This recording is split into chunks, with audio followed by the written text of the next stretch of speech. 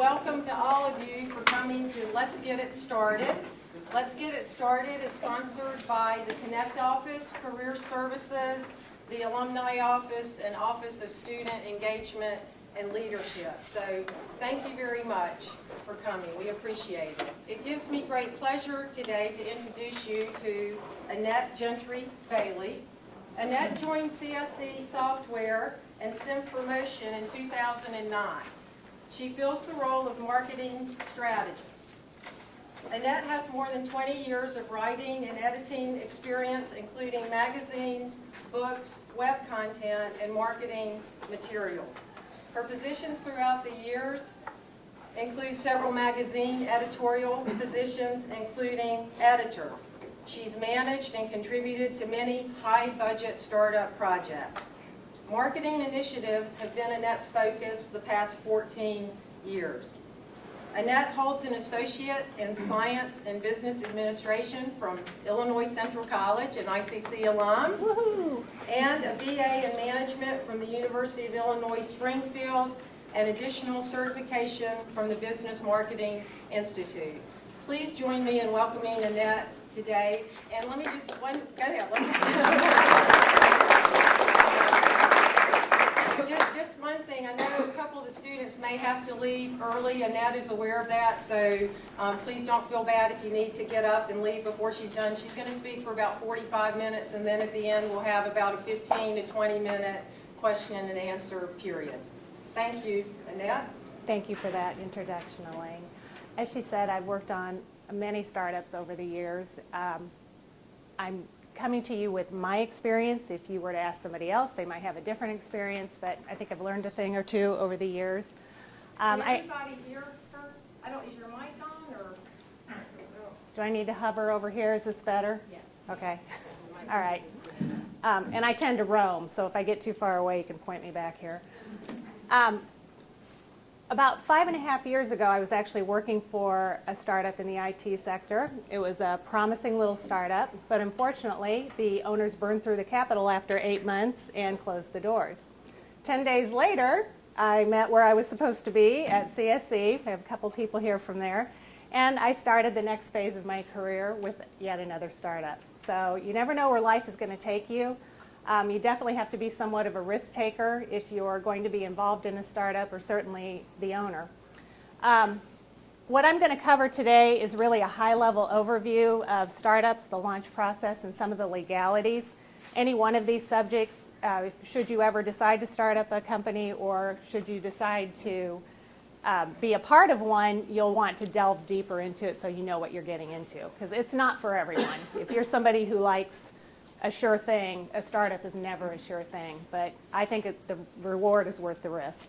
So get started. So just a few facts about startups to kind of give you an idea of how risky they can be. 543,000 new businesses started each month, according to Forbes. 7 out of 10 survive 2 years, half 5 years, a third 10 years, and a quarter stay in business 15 years or more. So CSE Software, who is our parent company, was started and founded by Ken Fletcher 24 years ago. So clearly it's made it to that 15-year marker. They started Simformation 5 years ago. So we're now at that halfway point, and yet to be determined where that will go. 75% of U.S. businesses are non-employer businesses, with 22.5 million in 2011. So what you would think of as a startup is generally a brand new company. In my experience, there are also projects that I consider startups simply because of the amount of resources and time that needs to be dedicated to them. So I'll share a couple of those with you. So first of all, a new company, traditionally the individual with no employees. So that might be a cleaning company, a landscaping company, a consulting company where there's one owner. Now, my brother ran a garage door business for years, and he didn't want to have the hassle of hiring employees full-time, so he always ran it by himself. Very successful, but single sole proprietorship owner. Now, an intent to hire employees is something like CSE Software, where it was started by one person, but later on Ken added more employees, and certainly when Simformation was started, it was with the intent that you would hire employees. A sister company. So Simformation was started by an existing company. They had the resources. The same owners own both companies, but Simformation has its own set of books, its own employees. Legally, it's a separate company, cannot be intermixed with CSE in any way. It stands on its own, even though it's housed in the same location as CSE. That's a sister company. Now, I also consider a startup to be a new brand. CSE started Health Scholars as the face of the mobile apps that we're developing for healthcare. So why do I consider this project a startup? Because it has its own sales staff, it has its own website, it has its own marketing, many, many dedicated resources that while it doesn't have its own set of books, it has its own revenue projections, it has its own goals, it has its own management dedicated to it, certainly allocations of marketing, et cetera, and it's completely different. CSE has services, Simformation has a product, Health Scholars is a little bit of both. It's a service we offer to develop mobile apps, but it's also finished products that we sell out on the Apple or through a licensing agreement, et cetera. So again, from a resource standpoint and from the development standpoint of it being a grassroots effort, didn't exist before, I consider that a startup project. Another type of startup, while a company that purchases another company, an acquisition, if you've ever been part of it, and I've been on both sides of acquisitions, you know, whether it's a hostile takeover or it's a deal to just get more capital infused into the company, makes a big difference. But if you're the purchasing company, you have to bring that into your fold, deal with maybe some hurt feelings or a whole management team. Certainly you have the outlay of money that you're paying for that company, but you're also trying to bring in those assets. It's a quick way to grow a company because you're getting not only the IP and the assets, et cetera, you're also getting all the talent that goes with it. And my example here is something we're actually doing R&D on this set of goggles. It's in the gaming industry. It allows the wearer to be immersed into a 3D environment. And we're doing the R&D for our simulator side and also for architectural and healthcare use. But the person who developed this Oculus Rift, it was just purchased by Facebook for $2 million. That's a success story. So Facebook says, yeah, we're going to leave this alone right now. We're going to see where this development goes. We're going to follow through and give them the capital infusion that they need to continue the R&D. Facebook gets all the IP. They're going to get the glory of when this finally goes to market, probably even countless more billions of dollars. So that would be an acquisition.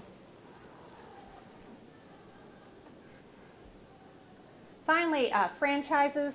You guys are all familiar with, you know, Subway, McDonald's, other franchises. A franchise, it provides an established brand name recognition. Might be a product or service that's already got that widespread name recognition. So while as part of a franchise you're buying the name, you're following the guidelines, you have the fees, you also get that exclusivity to the marketplace and that set customer base that's already knows the product. And it's something that would normally take years to establish. So if you're a little less of a risk taker, but you still want to own your own business, then a franchise might be the option for you. Part of the launch process next I want to cover. How do you get started? So start with a product or service description. Now, in my case, I used cat simulators as my example here.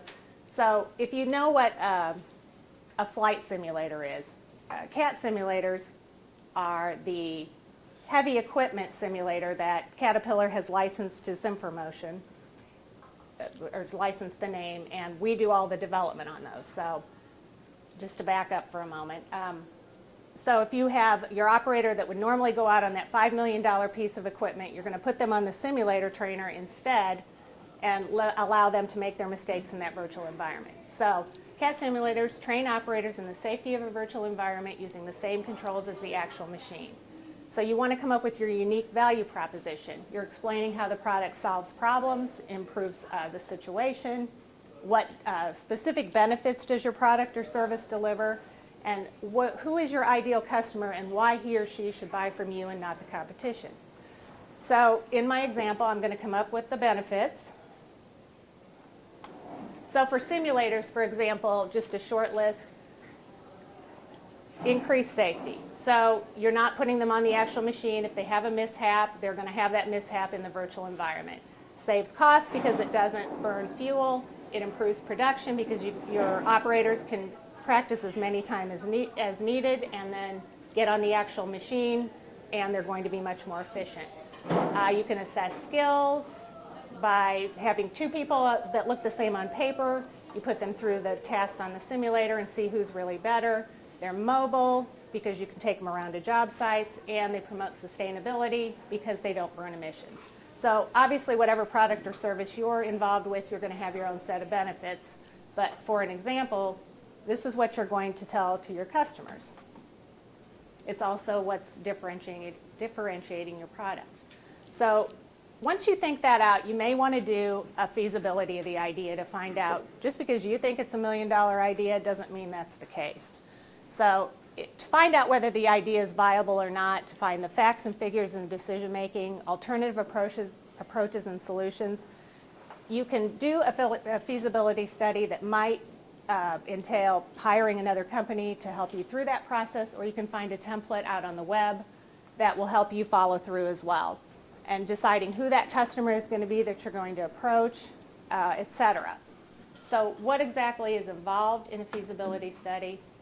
Well, that's an assessment of the market. It's an assessment of the potential of the market, evaluation of the possible options. It's your short list of options, and developing a financial model, which is really important, and assessing the impact of each of these options on the business. And every one of these pieces is actually 5 or 6 pages worth of work, but it gives you an idea of where you need to go with the study, just to even find out if it's a worthwhile idea.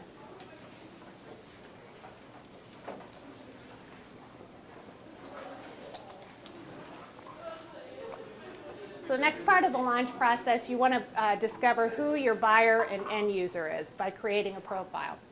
Your buyer is not always going to be your end user. So for example, we sell a lot of simulators to schools. Well, school boards usually have to approve all the expenditures in a school situation, but they're not using the simulators. So that would be the instructors and the students. So in theory, you could have 3 different profiles. And this is just kind of a short list of what you could use to build your build your profile. So the title, the time in the job, the daily tasks, all of these things will help you define what that person is thinking, what they're about, and whether they're the ideal profile or not. The frustrations, pressures, concerns, needs, and desires, this can be done through surveying. It can be done through phone interviews. It could be done through even talking to your sales team and finding out what their experiences are. Or if you don't have a sales team yet, then it's going to be a lot of probably surveying on your part. What their role is in the buying process, if they're not the check writer, but they have to approve what is being purchased, you'll want to have them on your side as well. Certainly what buying stage and what the drivers are to that. With all of the pre-shopping that goes on for products and services now, you have to keep in mind that your target audience may be at different points in the buying process at different times. So understanding what causes them to buy is going to be very important for you. So for example, on the simulator side, we had a large gas company that had a really large accident, like a multi-million-dollar accident. So one of the things that they needed to do in response to that was better train their operators. So budget was no option to them. They came to us, bought the simulators so that they could train for safety. Now, somebody like a school is very budget-minded, they're price-conscious, and so what drives them to purchase could be more about the price because their board says you have this amount of money and no more. So understanding that not every kind of buyer is not going to be the same, is not going to be driven to purchase for the same reasons, That's something as an owner or working for the business that you will need to understand, and understand that who is making up your client list, they're not going to be the same across the board. And what drives them to purchase won't be the same either. So spend time on your buyer and user profiles when the time comes. So market entry. So you've got your product or service. You've decided who your buyer is. What is going to cause you problems or concerns getting into the market? So first of all, market potential is your greatest amount of market or potential sales of a particular product in the industry and within a time period. You calculate that total market by multiplying the number of buyers by what they might purchase as an average buyer, and then the price of the unit of one product. So it's a calculation, but you can get a rough idea of what the size of your market might be. The calculation? Okay, so it is total market potential is calculated by the number of buyers in the market, by the quantity purchased by the average buyer, by the price of one unit of the product. And I can recap that after class for you. Key market segments, that's a group of people that have one or more characteristics in the same. You can also segment it by industry and then more granular. So for example, if we sell to a lot of schools, there's the school boards that have the characteristics. They're instructors. Is it a heavy equipment program? Traditional? Is it a construction management program? Is it a mining program? So you get more granular as you break down your segments. But again, understanding that and understanding where your buyers fall into it is going to help you in your approach to those sales. So also competition, that's a big one. And that might not be just another product. It might not, if another simulator company, sure, they're out there. But it's also a way of getting the same outcome through a different means. So for example, in our case, there are other simulator companies out there that compete with us, but it's also traditional machine training is a competitor of ours. People think, well, I'm going to train directly on the iron. I'm not going to use the simulator. So that's an entire audience we would miss if they chose that. So you need to think about what gets the same outcome, but isn't a competitor in a product. So as you're putting your list together, which you're going to have a lot of lists by the time this is done, just keep in mind that is one of the risks you could face. And speaking of risks, you want to make a list of all the main risks that you could possibly face.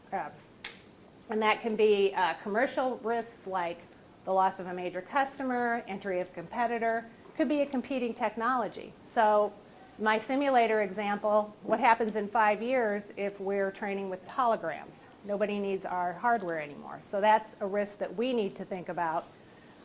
It could also be a legal hurdle. So for example, in the mining industry, the Department of Labor has a site called the Mine Health and Safety Administration.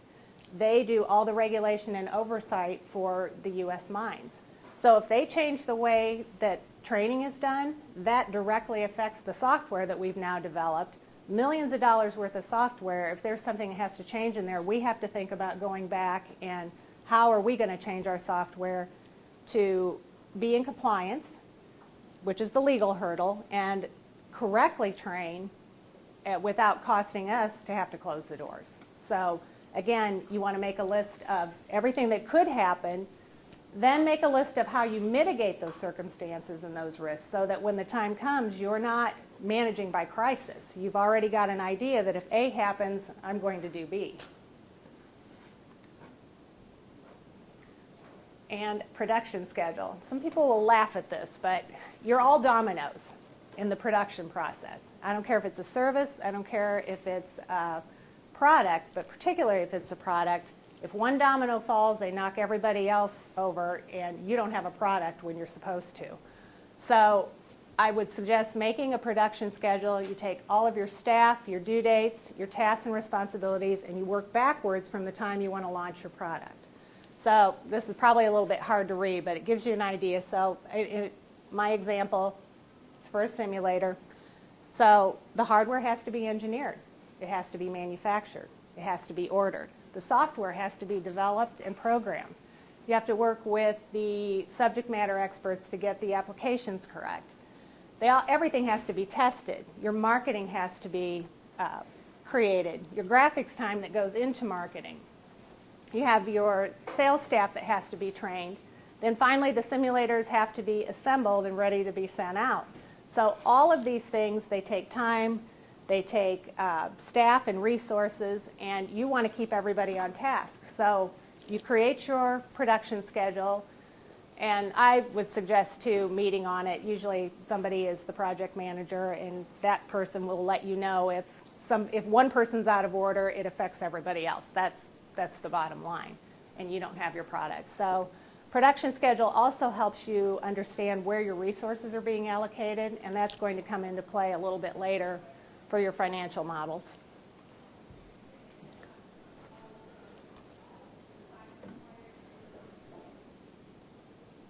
Financial analysis. So during this process, and this is before you're really even in business, you want to model all the financials of your potential product or service. So that's the number of products you expect to produce, the number of demo units, hours of labor. If you're in a license agreement, so for example, like we are with Caterpillar, they get a royalty. What is that royalty fee going to be? What percentage of sales do you want to dedicate to marketing? What are your revenue projections? The cost of goods sold, your selling costs. You know, on a local scale, it's going to be maybe traditional advertising, postage for direct mail, global level. It's going to be a little bit different, but you want to get all those selling costs. Your direct salaries and benefits, which is where your production schedule comes in to see who's doing what and for how long and much. Your payroll taxes, your benefit costs.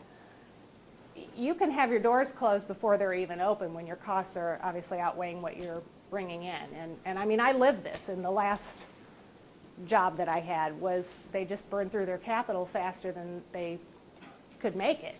And at the end of the day, they probably didn't have a financial model. So something to keep in mind. And again, I will stress, you know, if you are a small grassroots company, you can go to the internet and find templates for this type of thing. You don't, I would have somebody professional at least consult. You know, I'm not giving you legal advice, but I would say at least try to talk to a CPA about this part, but at the very least find a template and try to fill it in, because again, it's going to be a lot of outlay if you don't have enough money coming in. And the business plan, if you're going to ask for capital from anybody, you're going to have a business plan. And a business plan is basically your roadmap to getting from point A to Z. So it's going to contain your mission statement or your vision statement, your description of your company and product or service, which you should have already created, how your product or service is different, your market analysis. And market analysis, actually looked up a little something on that. That's the market you're trying to enter, competitors, where you fit, the type of market share that you believe you can secure. So it's actually a little bit more than just a line item, but it will help you understand what you're trying to enter. Description of the management team and what their success stories are, what's their experience, how you plan to market the product or service, your analysis of your company's strengths, weaknesses, opportunities, and threats. You've probably seen that drawn out into 4 squares where you list every one of them. You know, that shows that you're realistic and you've considered the opportunities and challenges when you do go to ask for money. Again, it will alleviate crisis by management or management by crisis later on. You'll want to develop a cash flow statement so you understand what your needs are now and in the future. You'll want to make revenue predictions, and then you'll also want to wrap it all up with a summary and conclusion.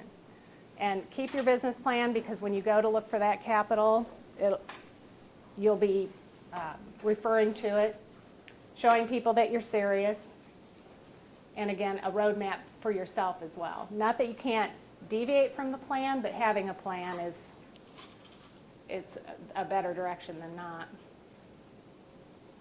Finally, in the launch process, have the flexibility to let your idea evolve. 5 years ago when we started with the simulators, just as my example, you can see how industrial they looked. We had that sweet rolly chair there with it, and now you can tell it doesn't even look like the same thing. I mean, motion platform, ebook training, a dash, the seat, everything has changed. But that wouldn't have happened if we were sticking to the same idea and not letting that evolve. And whatever services or products that you're producing, you'll want them to get better and change. And if we hadn't allowed that to happen, if we were still trying to sell the old model, maybe we could. But what we have now to offer is all the technology changes and what we've learned based on listening to our customers, what they want. So, they didn't want the sweet rolly chair. They wanted the adjustable seat that was just right out of the machine. And the actual controls instead of light controls. So, things that you'll learn by getting feedback from your own customers.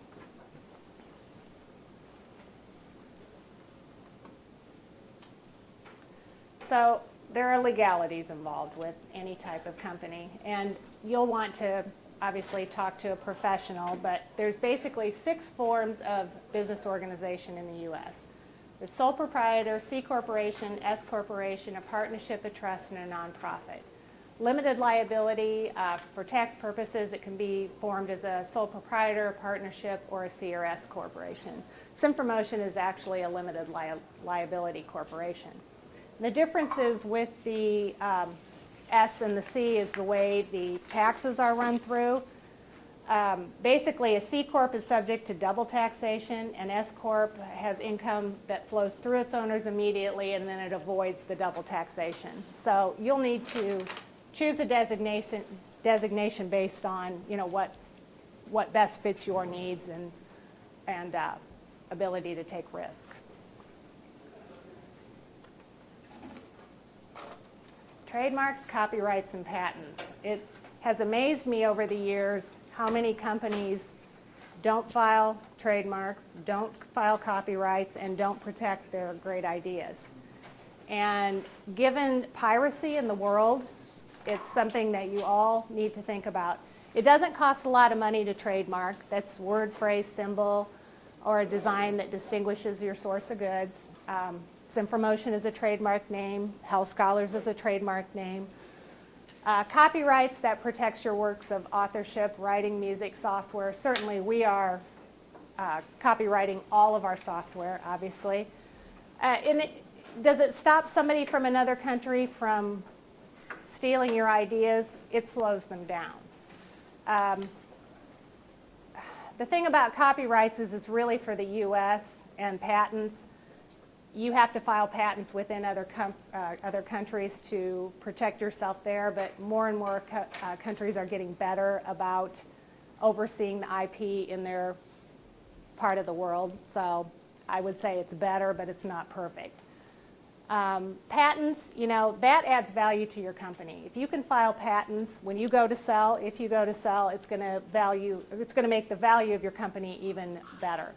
So it is not a simple process, it is not an inexpensive process, but it is a worthwhile process not to see your ideas taken and used and becoming a competing technology.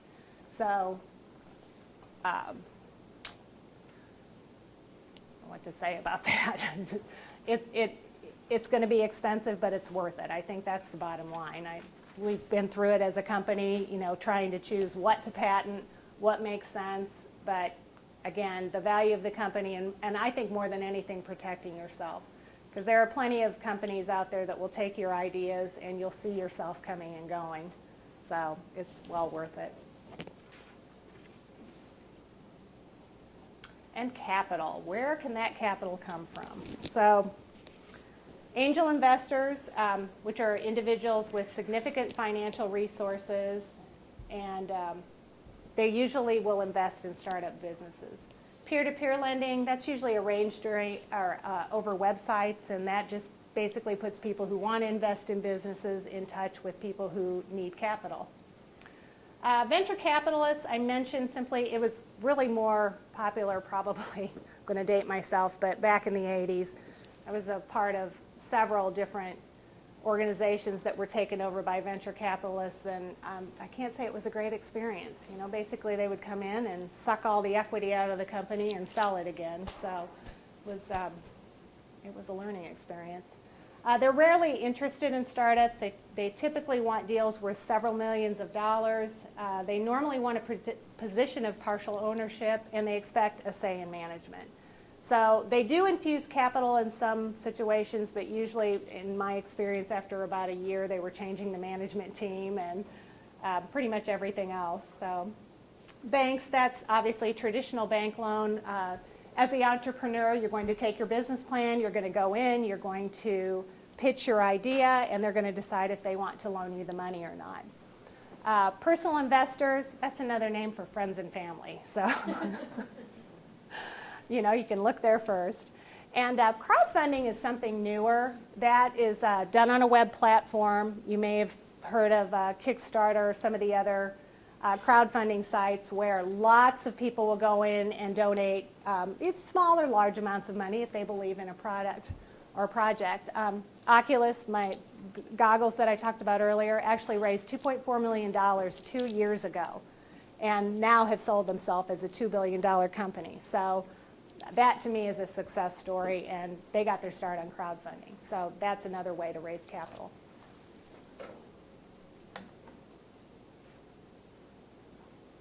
So who are these people that own successful businesses, and what common traits do they have? And I would say, you know, even if you're not the owner, I think you have to have some of these traits to continually go to startups like I have. And again, you can't be, you have to be a risk taker. That's the obvious one. And you definitely have to think outside the box. Tenacious, perseverance, ambitious workaholics, responsible and self-reliant, take action immediately and follow up. You have to wear a lot of hats when you're working in a startup. So if you're the type of person that has to finish one project and then start another project, it's probably not for you because there's always simultaneous things going on. Networking and connecting with others, you know, that I think networking today is more important than any other time in history. And certainly with social networking and the internet, you can do it from anywhere. You also need to know your weaknesses. Even if you can't hire people to counteract your weaknesses, at least you can be aware of them so that you can, when you're in a situation, you can react accordingly. We all have weaknesses, and knowing what those are ahead of time will really help you plan. And determine what you want from a business. Not everybody wants a $2 million business. I mean, I know mothers who have started businesses because they wanted the flexibility to be home with their kids. People who were out of work through no fault of their own start businesses because that's what they feel like their option are. People mid-career changes, they're just tired of the grind. They don't want to work for somebody else. They start a business. So determine what it is you want, and if it's not a $2 million business, that's okay, or a $2 billion business. Just knowing what you want will help you set the goals and your audience as well.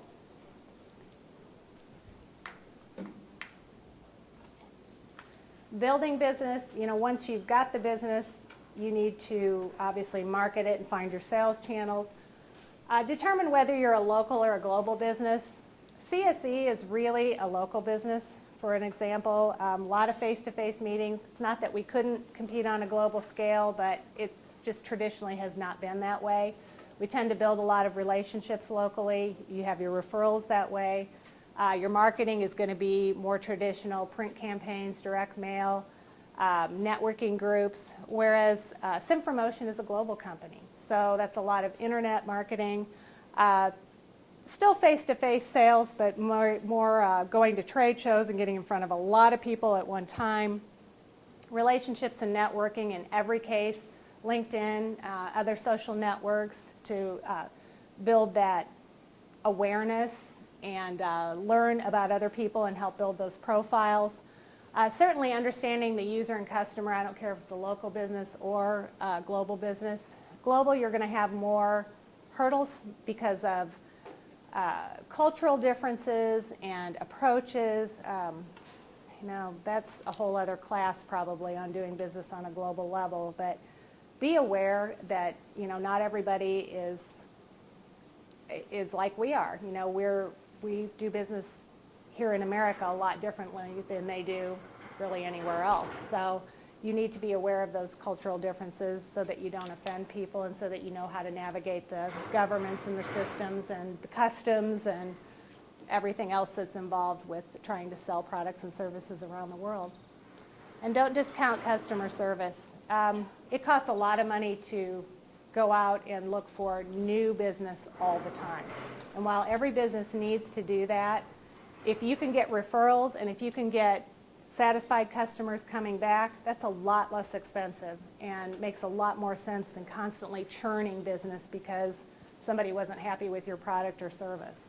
So keep that in mind. Again, it's surprised me over the years that more people don't realize how costly it is to look for new business versus just getting those people to come back over and over and over and buy more from you.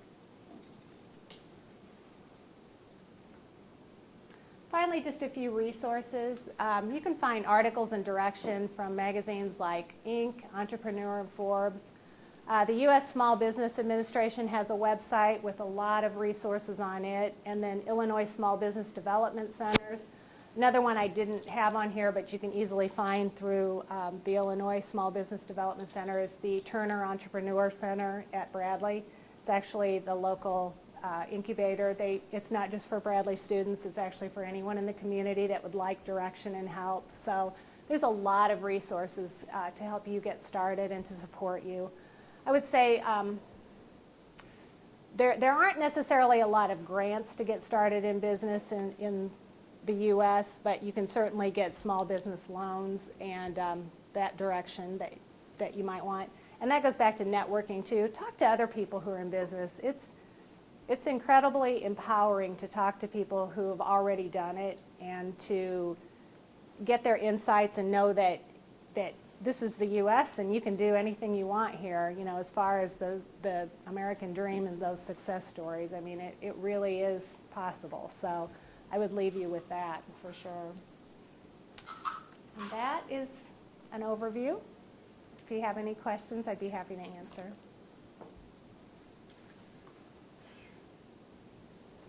Not one?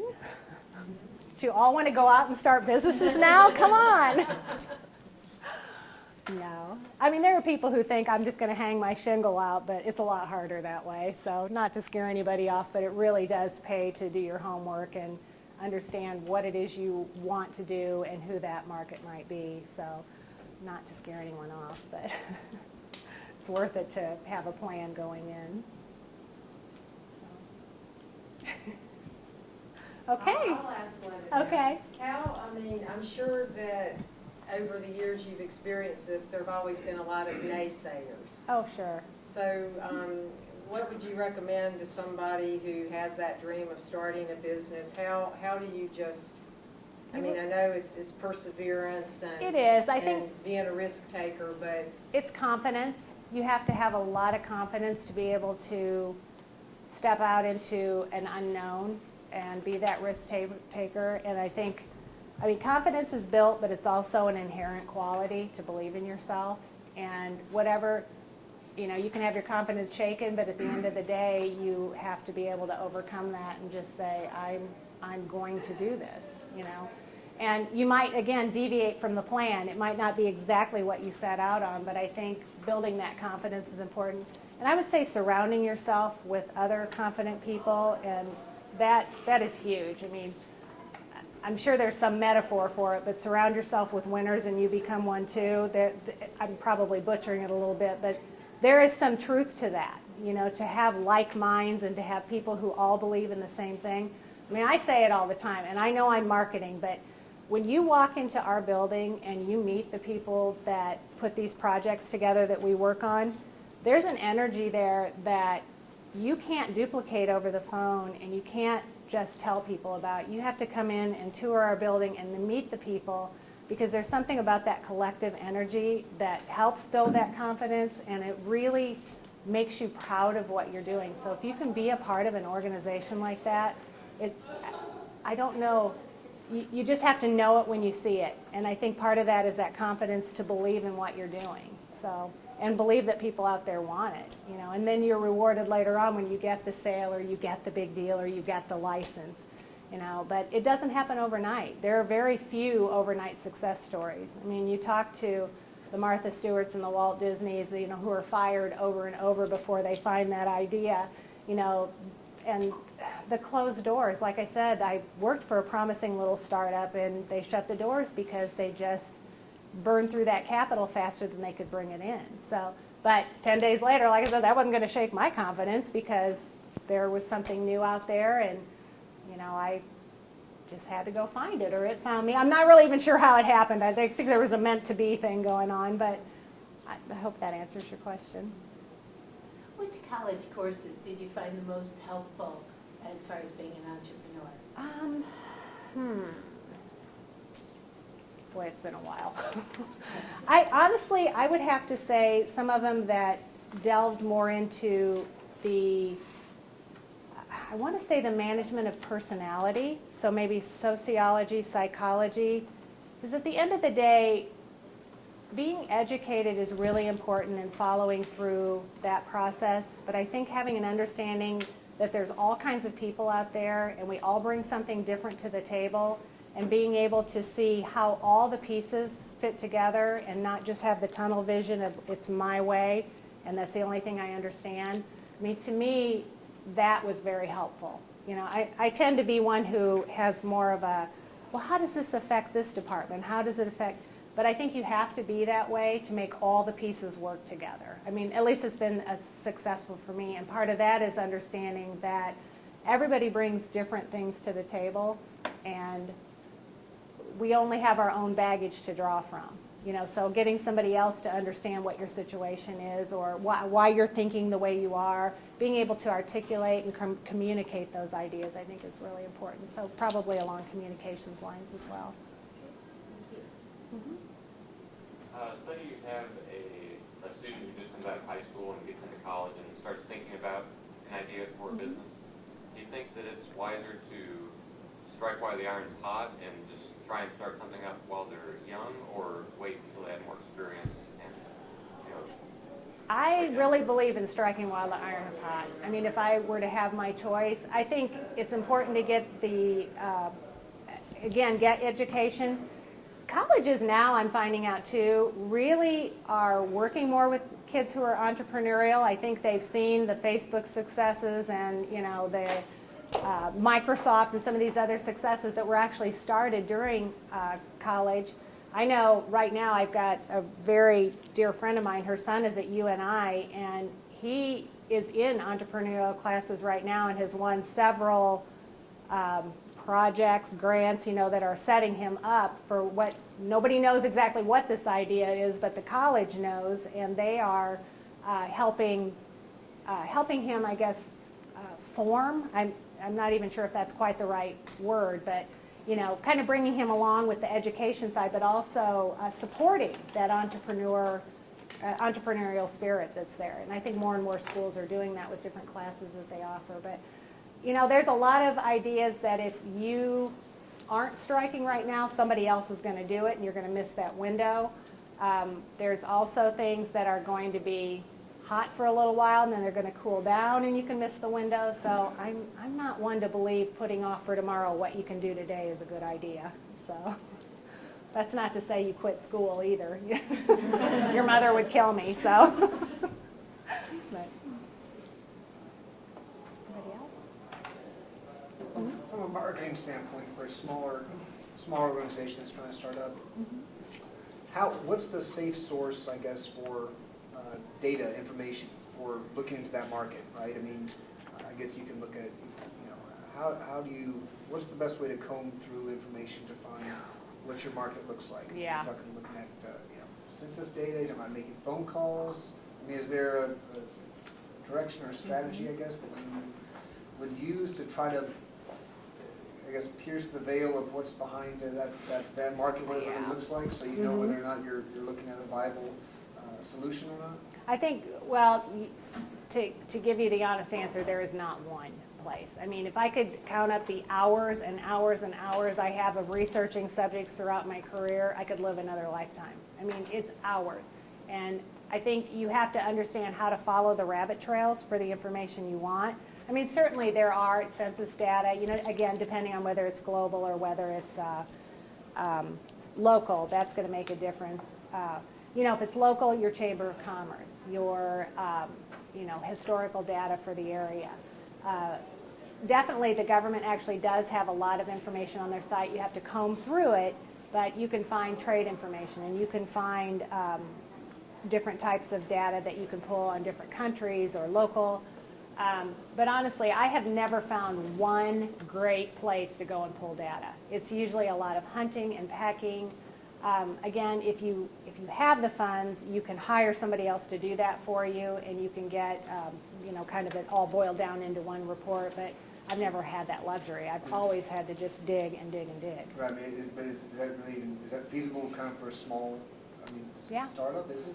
To have a, for an external, Well, that it depends on, you know, how much That's you're what I mean, willing like, to, Is there yeah. value in, you know, looking at an external, you know, kind of outsourcing that, that capability to someone who maybe knows how they're doing it better to? Absolutely, yeah. If you can afford it, I mean, that would probably be the ideal because that frees you up to do other things. So, and I think know what you're getting into. You know, like I would very much define what you want versus letting them tell you what you want, because at the end of the day, it's going to be your business, and how you use that information is, it's going to be very specialized to you and to whatever industry you're going into. So, you know, and there's market data that really doesn't exist either. I've also found that out. So for me, one of the big burning questions was how many operator programs are there around the world? You know, well, nobody knows that. I mean, we would literally have to commission that, and then somebody would have to find every single college or university, every single school, every single program. That would be off the charts expensive. So you go to your next way of getting that information, and that is a lot of interviews and you know, surveys. You can actually do surveys really inexpensive through like a MailChimp or a Constant Contact type of a source, and you know, so you can definitely get information inexpensively. You just have to know that there's always room for change with that. So, but data versus no data, I would take it any day, you know, to be able to make decisions on. Yeah, no, thank you for your time today. So again, thank you for coming. If you haven't had a dessert bar, there's some left. I encourage you to grab one on your way out. And we hope to see you again when we have another event similar to this. Have a great afternoon.